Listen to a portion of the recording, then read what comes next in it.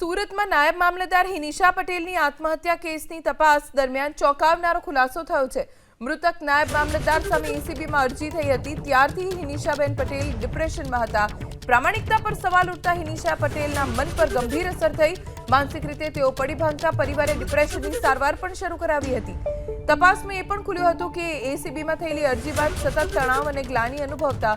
સૂત્રો મુજબ એસીબીમાં અરજી બાદ પોલીસે કરેલી તપાસમાં હિનિશાબેનને ક્લીન ચીટ પણ મળી હતી, પરંતુ ખોટા આરોપોની અસર તેના મનમાંથી દૂર નહોતી થઈ।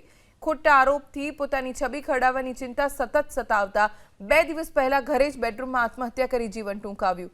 મહિલા નાયબ મામલતદારની આત્મહત્યાના પગલે ઓલપાડ પ્રાંત કચેરીના સ્ટાફમાં શોકનું મોજું ફરી વળ્યું। નાયબ મામલતદારની આત્મહત્યાના પગલે 2 માસૂમોએ માતાની છત્રછાયા ગુમાવી દીધી। રાંદેર પોલીસે અકસ્માતે મોતનો ગુનો નોંધી તપાસ શરૂ કરી છે। હાલ તો પોલીસે ડિપ્રેશન પાછળ અન્ય કોઈ કારણ છે કે નહીં તે અંગે પણ તપાસ શરૂ કરી છે।